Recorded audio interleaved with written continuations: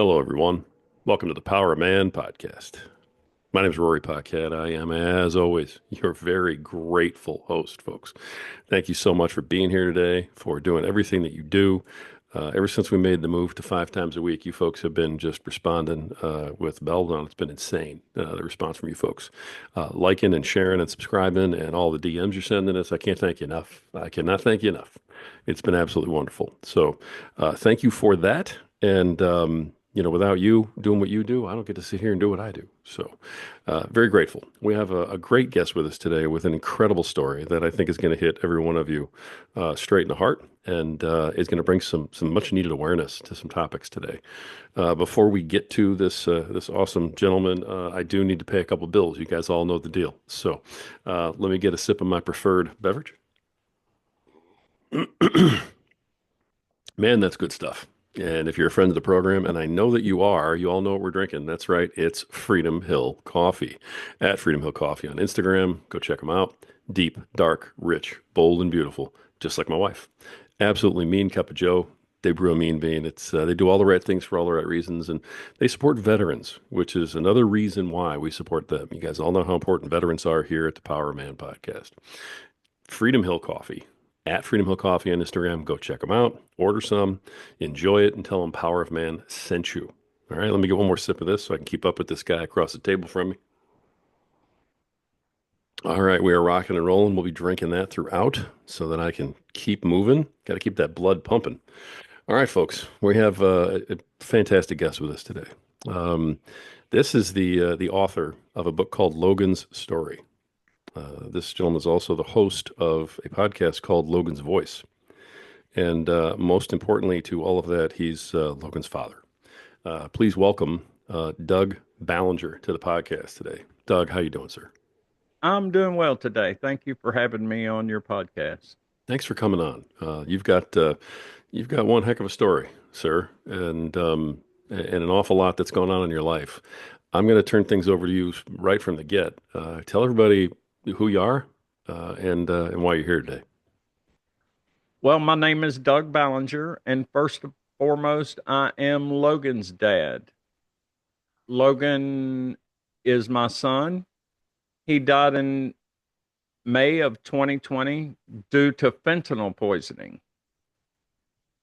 It since then, in my grief journey, I have become an advocate for raising awareness about the fentanyl crisis in the United States, um, about substance use disorder, and about mental health, because I believe in my soul that it all boils down to our society not putting enough emphasis on mental health.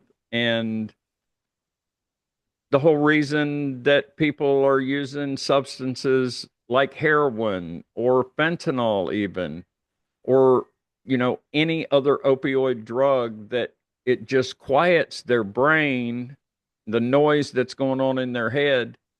And it's because the lack of attention to their mental health. So that's I'm here to tell that story and what we can do. Maybe we can come up with a way to fix it. Wouldn't that be great? It would. If we could right here, right now, just figure it all out. I know that sometimes the solutions seem like they're very simple, and yet I also know that in practicality things are very, very difficult. Sir, tell us about Logan. Logan was an incredible soul. He was very kind. He was very generous. He was a loving human being. He always made everyone feel wonderful. He could bring a smile to everybody's face just by walking in a room. Um, he was the joy of my life. When he was born in 1987, I kind of had a little come apart sitting with my mother after we left the hospital after the birth, just in awe of the fact that I had a child. And he was just an amazing child growing up. He loved depression era glass.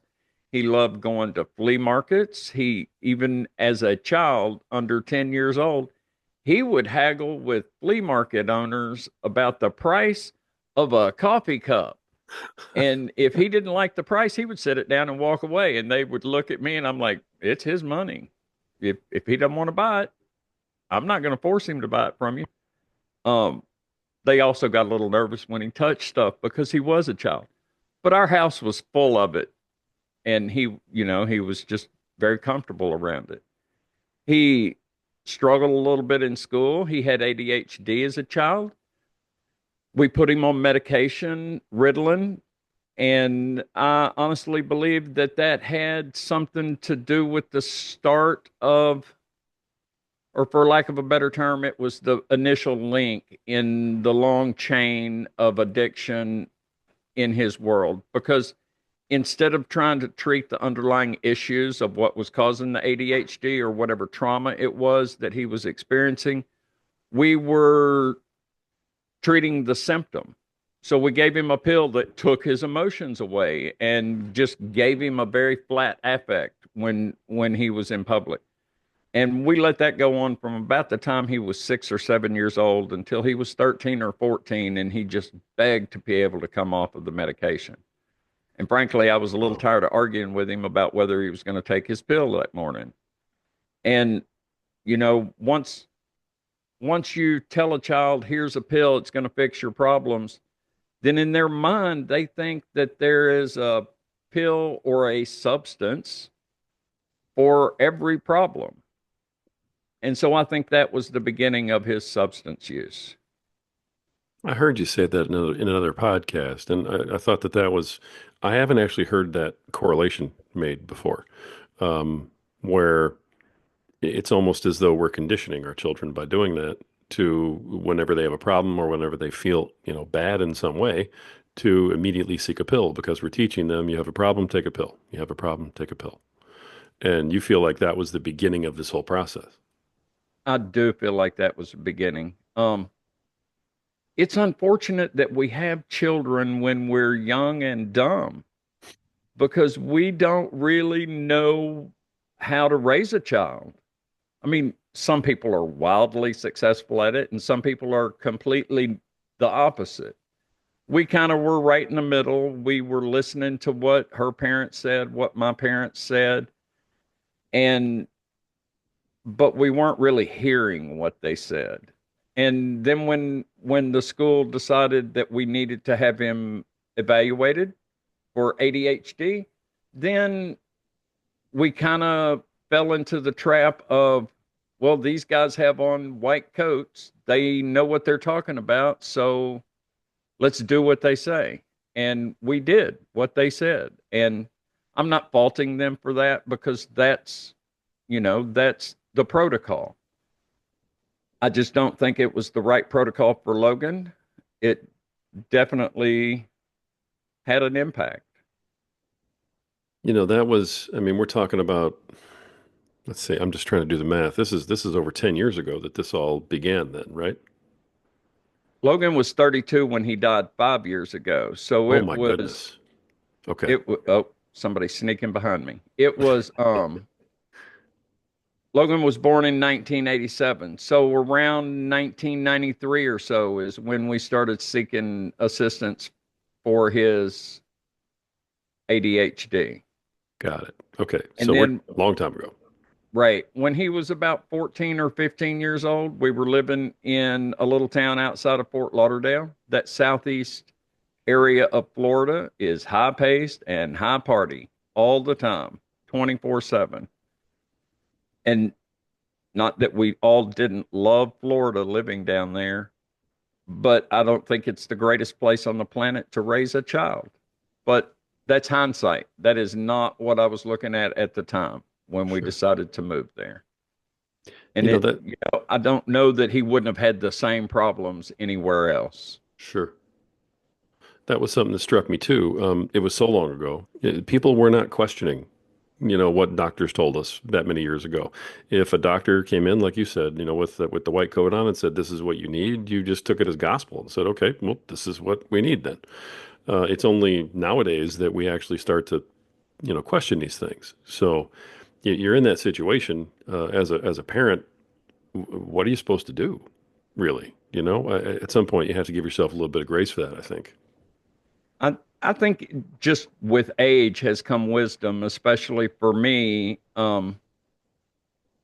It, my line of work is taking care of older people. So my partner and I have a non-medical home care agency, and we provide care to elderly folks a lot of times at the end of life. So I deal with death and dying on a continuous basis. And I take those people to doctor's appointments. And when I'm sitting in doctor's appointments, I'm no longer scared of the people in the white coats. And they start having conversations about, well, we're going to put you on this pill and this pill and this pill. I just look right at them and say, what is that going to get us? I mean, she's 97 years old. Are you trying to rebuild bone? Because that's not going to happen, or things like that. So, questioning medical professionals, as much as it angers them, I think it's 100% vital that people participate in their own health care. Don't just sit there and take your lumps. Sure. Sure. No, I know that you're an advocate for that, among other things. And so, as you have come through this horrible time, you have tried very hard, from what I can tell, to uh, turn things into positives by, writing your book, having your podcast. Tell me about the book. Is that your story? Is there something in there that is, advice to people? Uh, Tell folks about the book that you wrote, Logan's Story. So, Logan's story, I just happen to have a copy sitting here, is I guess it's going to blur. Nope, you got it right there. There it is, Logan's Story. Logan's story. So, it starts out with his birth in 1987, and it goes through stories about childhood and all the loving, amazing times we had as a family. Even though his mother and I were divorced after when Logan was about 18 months old, we thought we would be better divorced than trying to live together and kill one another. So it, we were still very close friends. We were close before we were married and Logan was born, and we were close friends afterwards. And I believe that if every divorced couple had the um, sorry about that. That's okay. Yeah, that's why we don't edit, because you know what? Life happens when you're making other plans, brother. You Exactly. you do what you got If to if every divorced couple do. saw that they had something in common and they had to continue to raise a child, I think children would be better equipped to face the world. And too oftentimes that doesn't happen that way. Even at his mom's memorial service, her best friend stood up and said they are the best divorced couple I've ever seen. So I hold that near and dear to my heart. Um, the book talks about Logan's struggle with substance use. It talks about the fact that he did go to rehab for 30 days. And then after rehab, I sent him back to Florida to live it with his mom, trying to get him out of his environment here because, that's where all his connections were. And so he went down there with all good intentions and he started going to NA meetings and he was doing well until he wasn't doing well. And something I did not know is that it's easier to find drugs at an NA meeting than it is to just drive down the street in the hood to get them because there Wow. are people there still in active addiction. So they're like, hey, I can get you something. And when he stopped going, I questioned him. And that was the reason he gave me for not going back. And I could not question that. I mean, it was 100% understandable. And since I've talked to other people, and it is an issue. So that was something. I talk about mental health a lot in the book and things that we can do to protect mental health, things we can do to reduce the stigma around substance use, because that in itself keeps a lot of people from reaching out to get help. Just the stigma that's involved. Um, A lot of times, families like mine that have lost a loved one due to this crisis, there's a stigma around them that, they don't want to disclose that their child was lost to substance use or to a fentanyl poisoning or to any type of overdose or anything nefarious. If it wasn't cancer, which is acceptable form of death, or auto accident or something like that, they just don't want to talk about it. And so those people grieve in isolation, and it often causes families to just explode apart because they're all trying to hide something and they don't really get along within the core group. So, the whole mental health aspect, the ending the stigma aspect, those are things that I talk about in the book. And it's not that just I talk about them, I give examples of how to have these conversations with people, especially children that are having struggling with mental health issues. What can you do? What can you say to them? Too often in my advocacy, I find people standing on a stage talking about we need to end the stigma. And that's where the conversation starts. They don't tell you how to go about processing the end of the stigma, what you need to do. And so that's one thing I bring to light in my book. I know that one thing, one thing I've heard you talk about is how people almost want to blame the victim in this kind of scenario, basically saying, well, they're the ones who chose to, fill in the blank. And I know that you're very against that, and you've got some pretty good reasoning as to why. That's one of the things that gets my dander up, so to speak. Um, and it's not that people say those things to be mean to you. I mean, most of the time, especially for the loss of a child, people don't have any idea what to say to you. They they have good intentions that don't always pan out good. And so when somebody comes up to me and say, well, they chose that life or they were a drug user or something like that, yeah, that was the symptom of what was going on, but it was not who my son was. I refused to let his addiction or his cause of death define who he was because there was 32 years of a wonderful human being that is gone too early from this planet. And people say that not necessarily out of ignorance, but out of being uncomfortable around a grieving parent. Hmm. I know that you talk about that often, and you've talked about that on your podcast too. When you and I were in the pre-interview, you specifically talked about fathers and what they deal with in terms of grieving Mm, and stuff like that.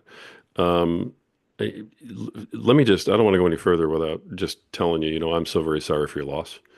I thank you. cannot even fathom what you may have been going through. I just want to give you the floor to tell folks everything that you can. To help somebody be able to deal with this, maybe, or I, prevent it. I appreciate that. Logan Logan was my son, and I am his father. I am on the executive board of Hope Movement Coalition. We're a local organization here in Arkansas. We're just now kind of tapping our toes out into the national market with a national Zoom grief support group for people that have lost loved ones due to overdose or fentanyl poisoning. And one of the things that we do, or what our main focus on, is families and children that have been left behind from this horrible cause of death. I'm surrounded by mothers, which is not a horrible thing. I get all the best hugs in the world. Um, but the fathers are few and far between. It's not that there's not any, but dads seem to put their nose to the grindstone, try to figure out a way to fix what's happening, I can't fix what happened to Logan. I cannot fix it. I'm powerless.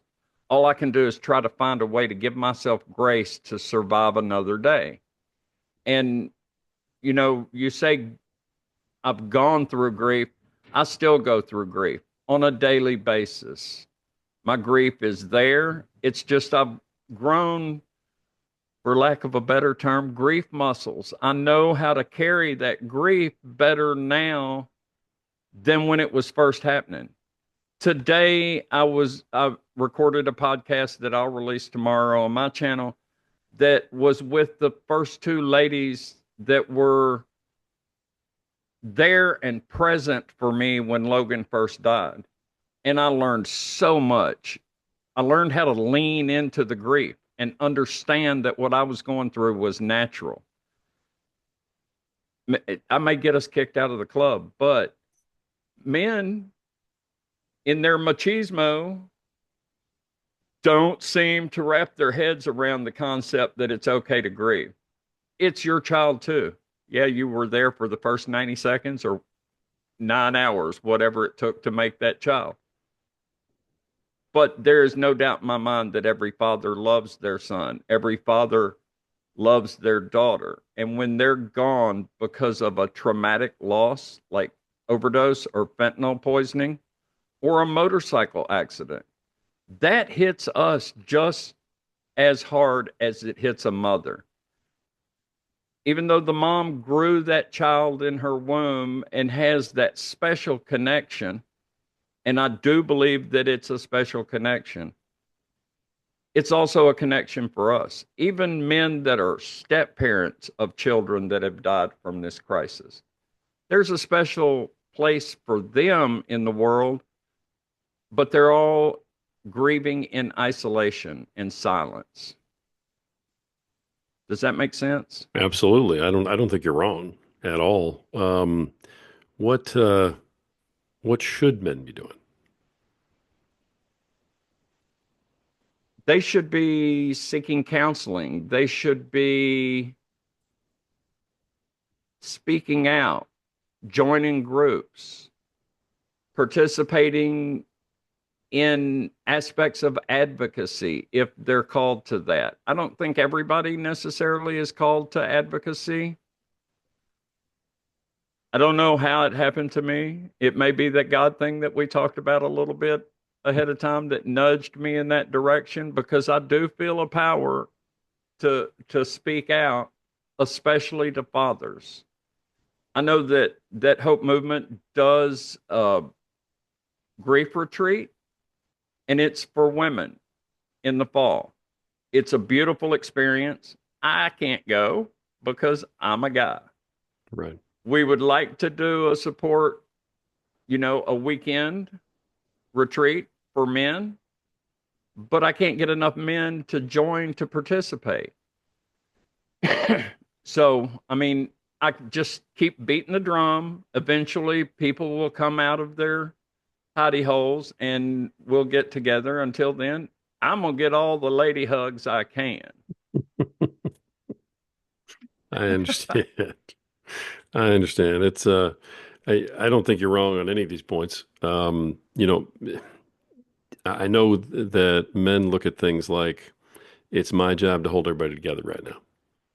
I can't let everybody see me falling apart because everybody else needs to be able to fall apart. And so I've got to be able to, to keep it inside somehow. I can't let people see that. But I think that you're right. That does turn into not just not letting them see it, but then not actually grieving, what you need to in the long run. So, um, there's a lot of talk about getting men together and trying to do that, brotherhood, things like that, men's groups, um, getting together, therapy, like we've talked about. But men shy away from therapy too, because we don't want to have to sit down and have somebody tell us everything that's wrong with us, that we can't fix. I So, agree. right. So I agree. you've got your work cut out for you there, trying to help men, get the word out. But does the advocacy that you're doing, does that help you at all with your own grief? I'm curious.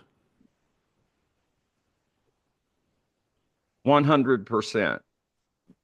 Because in my advocacy, I get to talk about my son. I get to tell his story. I get to hear about other people's families that have whatever family member it might. In that, it helps me realize that I am not alone in my grief and that there are other people that are going through the same process, down the same path as me. We might not be walking side by side, but we're all going there together and we will all end up at a better place together. And so, yes, I do find that my advocacy helps tremendously in my grief. Um, it, I'm not ashamed to cry in public. I just want to put that out there because sometimes people will ask me, tell me about my son, and then the tears just start rolling down my face. And after I take a few deep breaths, then I can tell them about my son. I've learned tools to help better carry the grief, breathing techniques, real tools that I can use to not be overwhelmed by what's going on.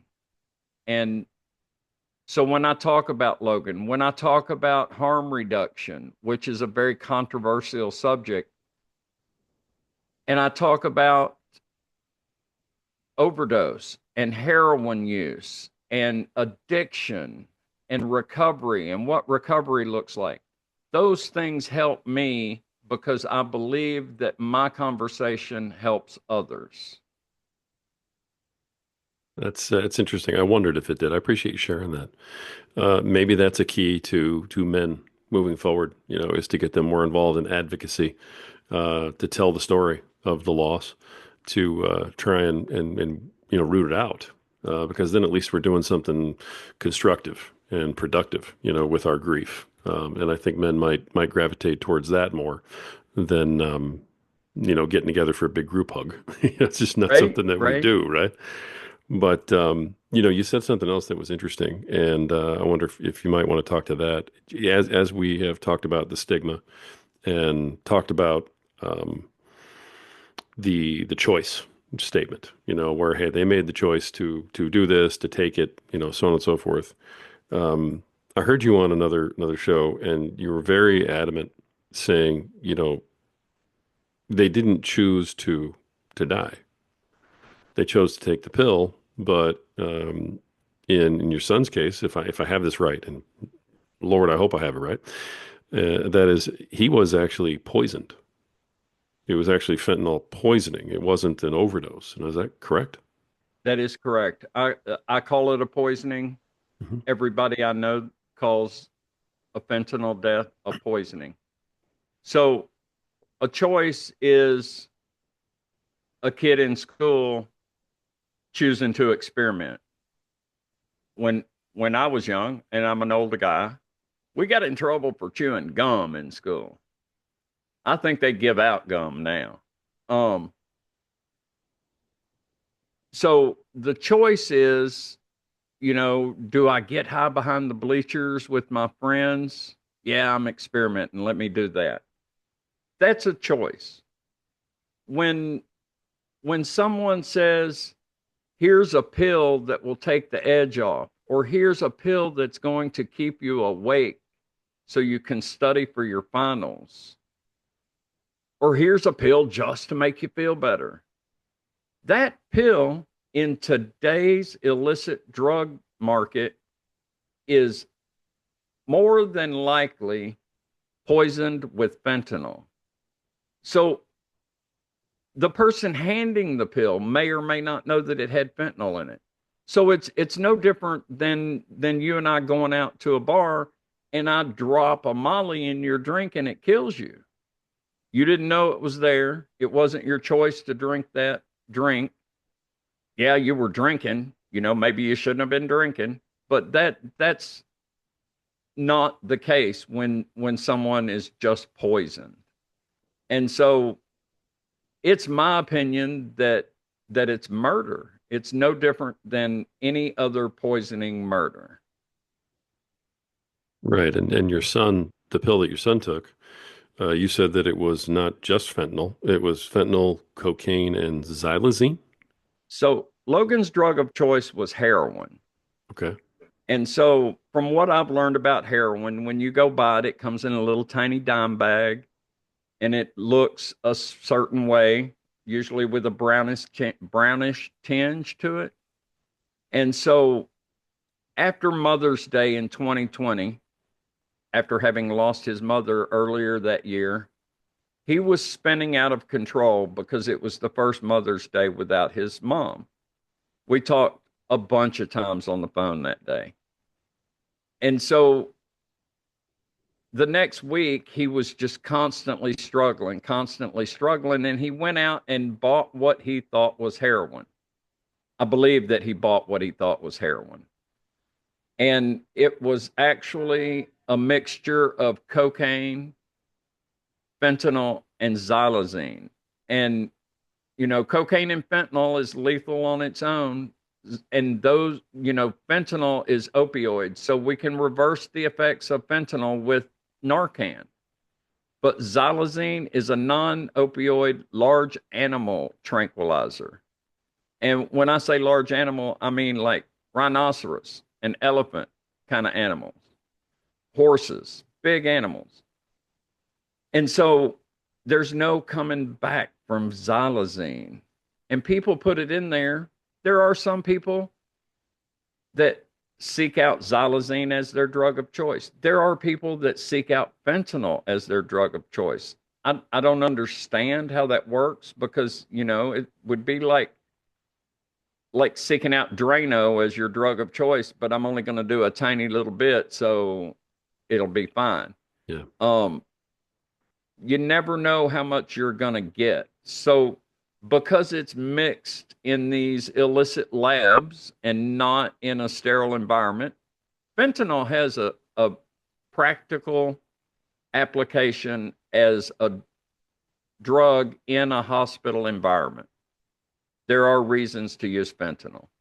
We use it in end of life care, they use it in very traumatic surgeries to reduce the pain because that's what it does. It shuts the pain noise down from their brain. Right. But, as the brain adapts to the use of opioids, it physiologically changes the brain. And so the need for more and more and more happens. And it just builds and builds, snowball effect, kind of. And so drug dealers, because they're really just businessmen, realize that in order to keep somebody coming back, they're going to have to start adding more addictive things to it. They don't care if it kills somebody, they just don't care. Because for every death, everybody in that circle of friends that have experienced that death are now in turmoil and they're looking for relief. So they're going to come and buy from them. So that's how the business of drug dealers goes. Wow. I've never heard it described like that. I mean, as a business model for crying out loud. That's wow.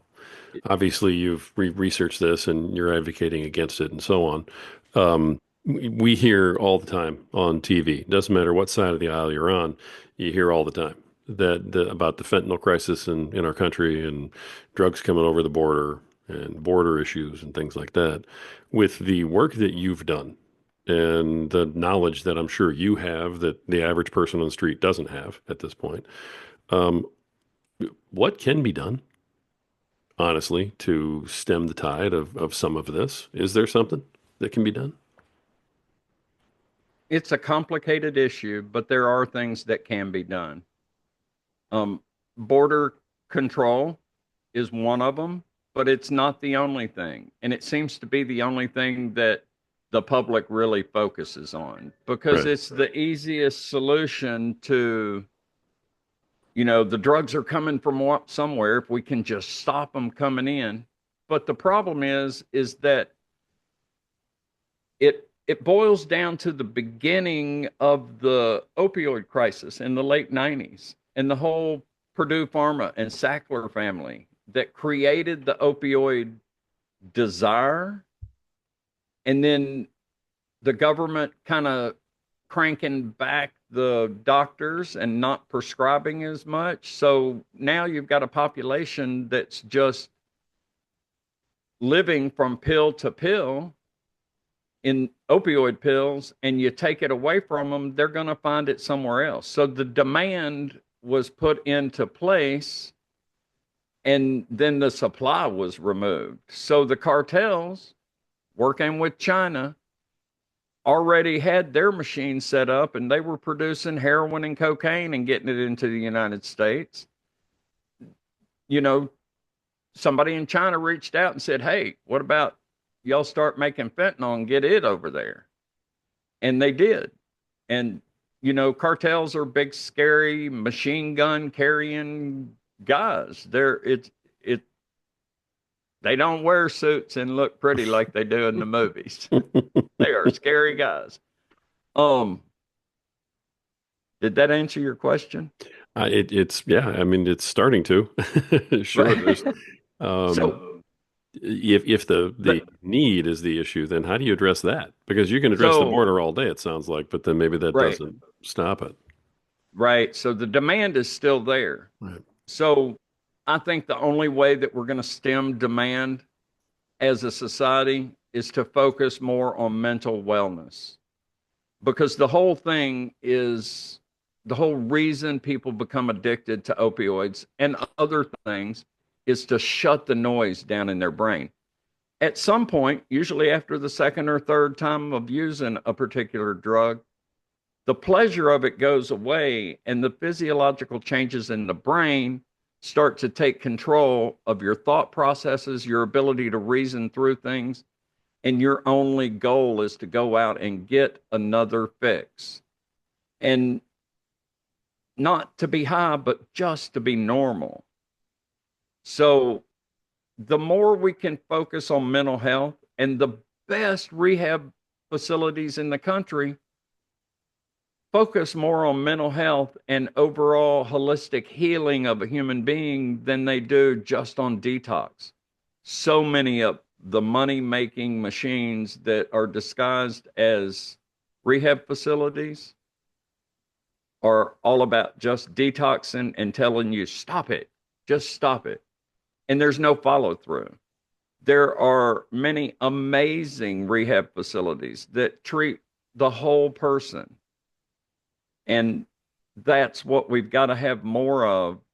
There needs to be more money in the federal budget, state and local budgets for mental wellness, counseling, things like that. Hmm. That's what it's going to take to stem this crisis. I hope that it's over in my lifetime. I'm not convinced that it will be. Wow.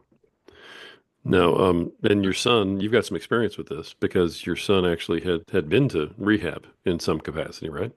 Yes, So he did went to he did. He went to a 30-day rehab over Thanksgiving and Christmas, which kind of caused my mom a bunch of anxiety because she was the matriarch and we all followed her lead. But I was like, we've got to do this or he's going to be dead before Christmas. So he went to rehab. We talked to him on the phone, but still it was just a 30-day rehab that was 35, $40,000. That's a money machine. That's not, I don't think that it works for everyone, and it doesn't have a very high success rate. I mean, there are some places that are 65, $70,000 and their success rate is 9%.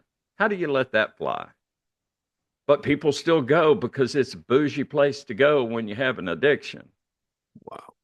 It's that much for a month? Yeah. Now, is any of that covered by insurance, or is that supposed to be out of pocket?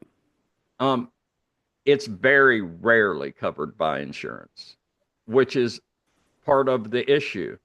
is that, and maybe it's because the insurance companies see through the fact that it's a money gen.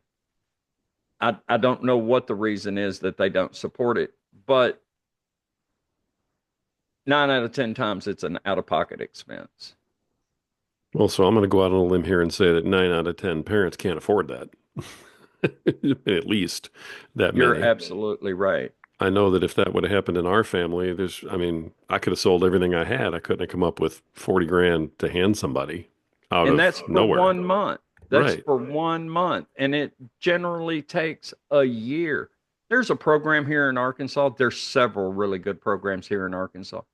But the one that we were trying to get my son into, and honestly, somebody asked me earlier today what the name of it is, and I haven't slowed down to look it up again. But it's over near Fort Smith, Arkansas. And 5 years ago, it cost $450 a month. It was a residential program, it was faith based, and you had to commit to being there for a year. Um, my son had some issues with it being faith based, but he was getting to the point where it's okay. I would rather go and swallow a bunch of God than die. And we were in the process of working through the legal system because the director there actually called and spoke to the law enforcement in Florida where, he was bound by stupid stuff he did to the court system there and restitution and parole or, probation, that kind of thing. And they got him released from those if he traveled to Arkansas. We had a plane ticket and everything. And then he died. So he never got to make it to that program. Wow. I'm so sorry again. But it sounds like that's a huge barrier to stopping this crisis. That is that there's really no accessible, affordable treatment for people who have, had these issues and are trying to heal themselves. Am I correct in that? You are. It's definitely not widely available, and it's definitely not general public knowledge. Everybody knows where their nearest hospital is. Hmm. No one knows where their nearest rehab is. That's true. I couldn't tell you Everybody, right now. Yeah. right? Everybody knows where their fire extinguisher is in their house, but nobody sees a reason to have Narcan in their house. Hmm. Wow.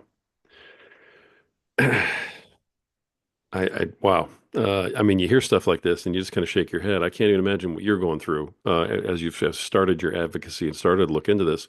This has to just be mind blowing for you as you're learning these things. I learn new stuff every day. And I have to be honest about how I got into the advocacy part is I was looking for solace. I was looking for a way to off planet myself. And I went to an event called Bridge the Gap, which was held by Hope Movement Coalition. And it's right outside the Clinton Library here in Little Rock. And on a bridge that goes over the Arkansas River, that's now a pedestrian bridge, on one side of the bridge was all the banners from Lost Voices of Fentanyl. On the other side of the bridge was all the banners from Can You See Me Now? And combined banners, there was about 60 of them, I would say. And there's 150 people, faces looking back at you on every banner. So those are just the ones that people sent their child's picture in for.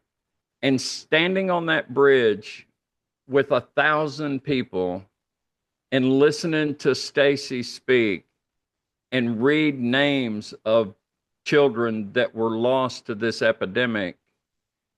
And I went up to her afterwards and she didn't try to fix me. She didn't try to do anything but hug me, let me know that she saw me, let me know that my son's life mattered.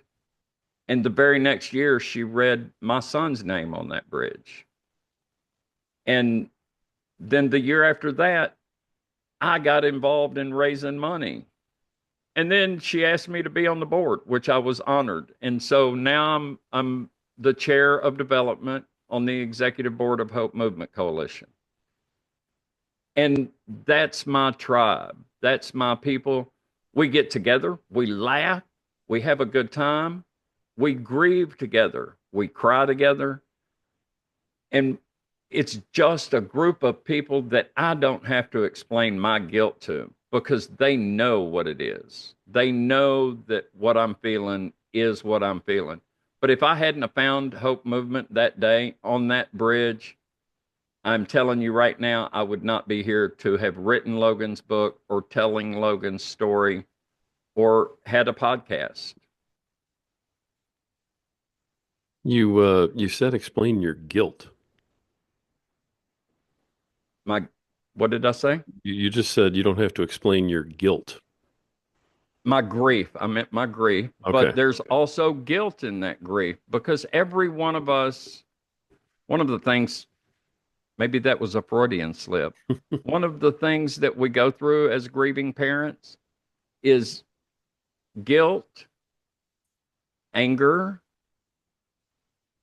Um, you know, I can what if it to death. What if I'd have just called one more time and kept him on the phone? Right. What if he would have got on that plane and come to Arkansas? What if I'd have got on a plane and gone down there and gotten him? There, so yeah, there's some guilt that I could have done more, but in my advocacy, I have found out how to give myself grace to get beyond that guilt and that anger.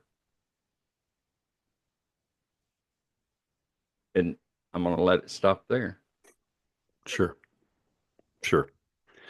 I appreciate you addressing that. I do.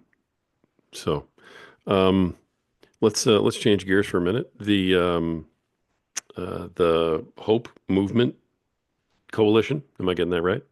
Yes. Okay.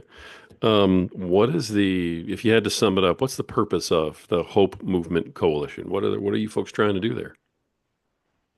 We are trying to support families and primarily children that have lost someone due to the opioid crisis. We do it based on three pillars. And, one pillar is that we prioritize children's mental wellness and ensuring that grief and trauma and loss don't define those children's futures.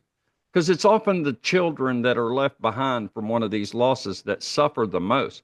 The parents do too, but those children's lives will be forever changed. And so we try to step in and help comfort them and provide resources so that they can get help. We recognize families that are left behind. Too many children are losing their moms and dads and siblings and aunts and uncles, and the whole family stability thing is at risk. And we advocate to shine a light on our state specifically and the national crisis because it's stealing a whole generation from us. There have been more people that have died in this crisis than just in the past 5 years than died in the entire Vietnam War. Hope Movement Coalition's not just Wow. raising awareness, we're building a movement to protect the future, one child, one family, and one community at a time. Okay. Wow. It seems like a very worthwhile thing to be a part of. So, um, the I love the way that you're trying to promote education. I love the way you're trying to break through the stigma. Um, the book, Logan's Story, that's available everywhere, right? Amazon, the whole nine yards. It is available on Amazon. Okay. There are other places it's available. They're working on getting it on Barnes and Noble. I think just the ebook is available over there right now. Okay. But on my website, logansvoice.com, if you click on the buy now button, it'll take you to the Amazon site. Okay. Excellent. So the podcast, now that hasn't been around that long. Tell me about like when you started the podcast and what you're trying to accomplish through doing that. So again, I wrote the book. My friend also wrote a book a few years ago, and she recently recorded her book in her own voice as her audio book. And so I'm like, I can do that because, I'm a guy. And so I bought this equipment with, boom mics and everything. And I even bought a green screen, but I haven't unpacked it yet because I don't know exactly how to do that. I'm working on that. But so I woke up one morning and I said, well, before I get started on that, let me do a podcast because I listen to a lot of podcasts and I knew I could do an audio one. So I did just an audio one. And my first one was called Breaking the Silence. And then the next morning I woke up and there was another thought in my head. And I just spewed it out into the microphone, recorded it, and published it. It was incredibly easy to accomplish with, I use Spotify to load them out there. And then there's some little secret RSS code. I don't know what it does, but it pushes it out to the rest of the platforms. Um, so I'm on 5 different platforms now. I'm not even sure how that happened, but I do know that they're there. And I do have people following. Not a ton because I'm just getting started. I do put out an average of one a day. Um, I will eventually slow that down because I think I'll just have to slow it down. And I do want to get into the video part of it. So maybe I'll talk to you later about that. But I have messages to say. And I want to use my voice and my platform to speak to families that have lost someone, to speak to families that haven't lost someone. People that haven't lost someone generally have no idea. I didn't know what fentanyl was before Logan died. I didn't know how to spell fentanyl before Logan died. And now, I do. So I want to use my podcast platform and I just come up with a topic and then I sit down and write something and then I sit there and record what I've written. And that's just to get messages out. I talk about my most recent one. This morning that I pushed out was about moms and Mother's Day. Mother's Day is coming up Sunday. There are mothers out there who have lost either their only child, which is devastating enough, but there are mothers out there who have lost one of multiple children, and life for them has forever changed because even their children as adults don't know how to treat them on Mother's Day.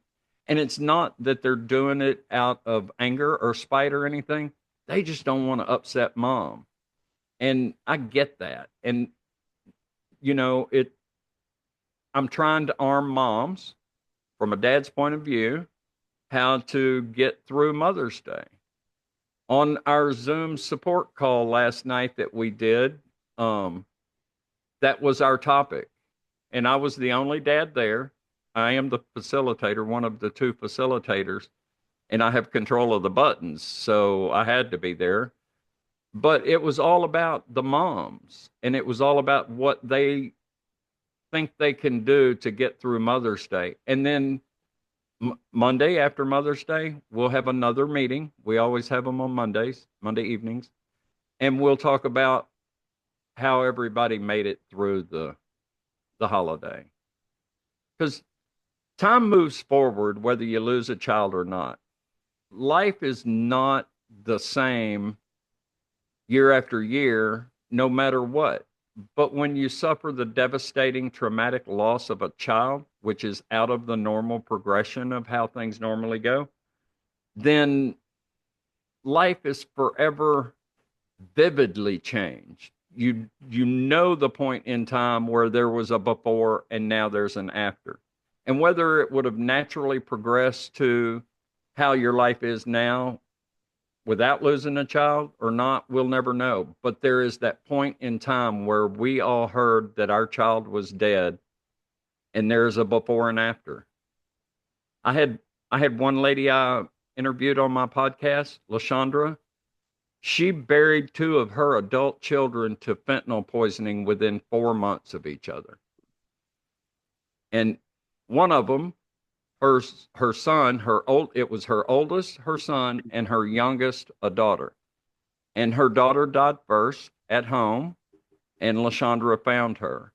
Her son was in prison, and it was COVID, and there were nobody was allowed to come and visit at the prison because of COVID.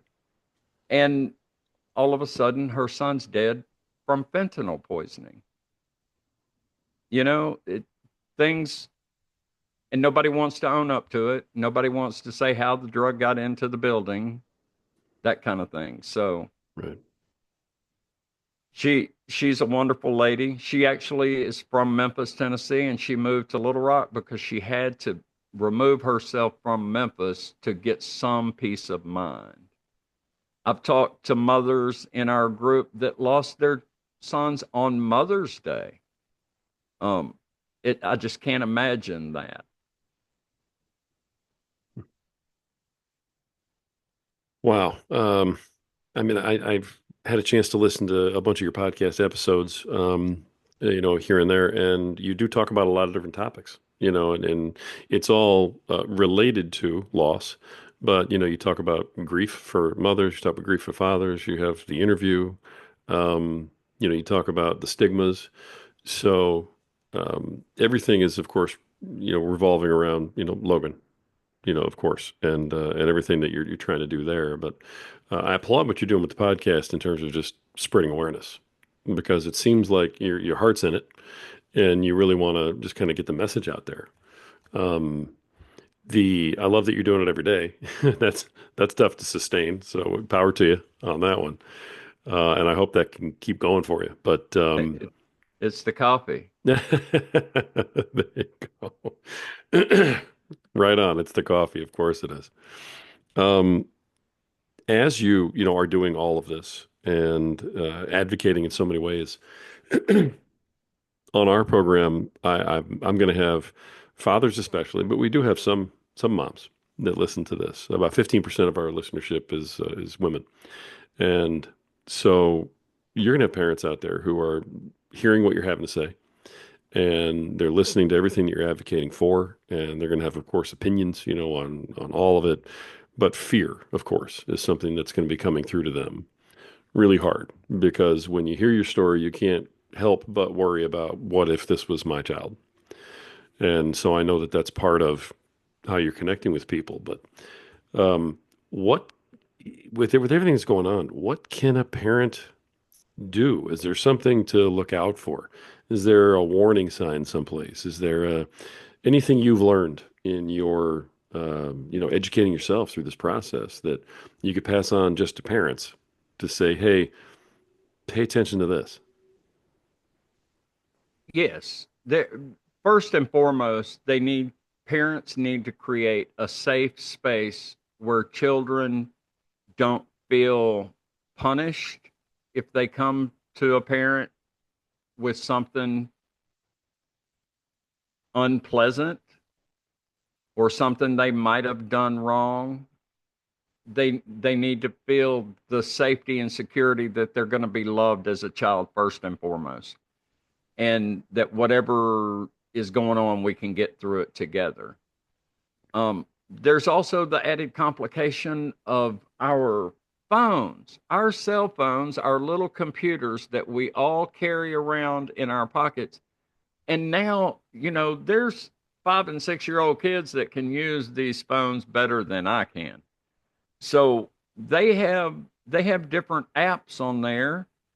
Um, I won't necessarily call out the ones that we know are happening, but there are emojis and predators online, which I know is not a secret that there's predators out there, but they're reaching out to kids who some algorithm may indicate to them that they're struggling with their mental wellness or they're angry about something, and they'll all of a sudden get a text or message disappears after a matter of moments, and it'll have just some emojis on there, like a little blue square with a white P in the middle. Oftentimes means a pill or a Percocet. A little skull will mean fentanyl. A little dragon will mean heroin. A plug on the end of a lamp cord will get you plugged into a dealer.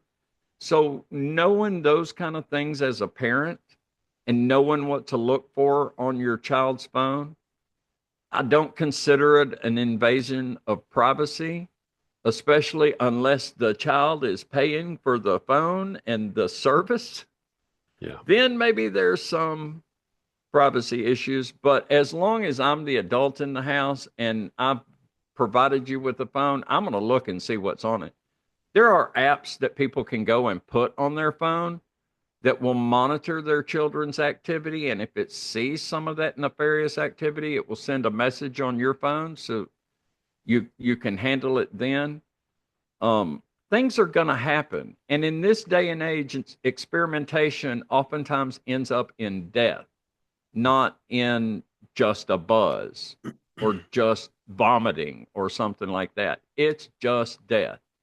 So, I've heard of people who the parents go to bed and the next thing there's a pill dropped off outside the door, and the child goes out there and picks it up and takes it. And in the morning, everybody in the house wakes up but that child because it was fentanyl in that pill. And again, we have fentanyl test strips, we have xylazine test strips. We have Narcan, naloxone is the generic version. That it takes somebody to administer the naloxone. So if you do the drug in your bedroom by yourself and you pass out, you can't just administer yourself naloxone. Test strips, both xylazine and fentanyl test strips, if you get whatever form the dose comes in, whether it's a pill or a little baggie, and you get a little bit out, which people in active addiction don't like to sacrifice part of their stash for a test, but you get a little bit out and test it, it might say that there's no fentanyl or no xylazine in there. But then when you go to do it, all the xylazine was on the other side of the pill or on the other side of the package. And and you're dead. I mean, and you can't come back from dead. You just can't come back from dead. And I'm not trying to scare parents. That is not my goal because I don't believe fear fixes anything. I just want parents to be aware of what to look for in their child's phone, in their behavior. If all of a sudden they become quiet, they may be getting picked on by a bully at school. And if they don't feel safe enough to tell mom and dad about it, or someone, a counselor, someone, then it could eventually lead to experimentation with drugs just to quiet the noise down in their brain. And once the drug gets in there and changes the brain, it's much harder to fix that problem than it is to fix it in the beginning. Yeah, man. I wow. I hope the parents are hearing you. I've heard you in a lot of other podcasts. I love the crusade that you're on, and I hope that parents are hearing your message as you're getting it out there. Um, and I admire what you're doing. I'm sorry that again for your loss and that it has to come at such a great cost to you to get the word out. But I mean, sometimes that's how things work, I guess, right? That's how things work. Yeah, My power comes from somewhere far above me. yeah. Um, well, I tell you what, you have unpacked a ton today. I certainly appreciate you sharing all of this, which I can't even imagine having to retell the story over and over. And I know we have the book, Logan's Story, that we want people to go pick up. And we want people to join you on Logan's Voice and listen to what you have to say there, of course. Um, as we kind of wrap things up here, let me just ask you, Doug, is there anything that I didn't ask you Is there anything that we didn't cover that you want to make sure you're getting out there? Or is there something that we covered and you want to just make sure you're driving home one last time, leave behind anything like that? I want to give you the floor for a few minutes here and um, just let you kind of close us out on this episode with any of those things. Um, Go for it. The floor's yours. I want, it's kind of what we were talking about. I want parents to open up a safe environment for their children. It it's this next generation that we really have to try to protect and to save. My God genes tell me I have to fix it. This is what I think I can do to help raise awareness. Be aware of what your child's doing. Be their safe spot. Be their advocate if something's going wrong. Help them in any way you can. Attend awareness events. Carry Narcan. Carry Narcan. Narcan is free from a lot of organizations. Health departments give it away for free. I know that the Arkansas Opioid Recovery Partnership has a hero program that Hope Movement is part of, and we distribute as much Narcan as we can.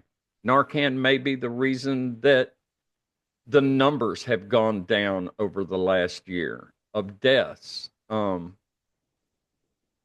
It's still a little early to tell, but it's no different than having a fire extinguisher in your house. And it might not be that you need it for someone living in your house.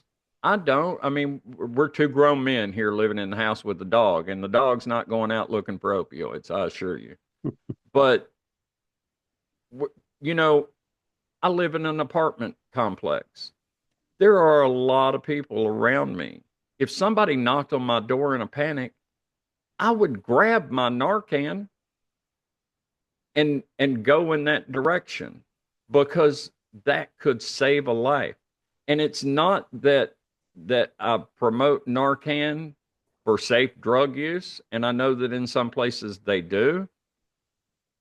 But if we can save a life, and if that act helps somebody come to the realization that they need to get real help and they need to focus on their recovery and sobriety, then saving their life that time, that helps.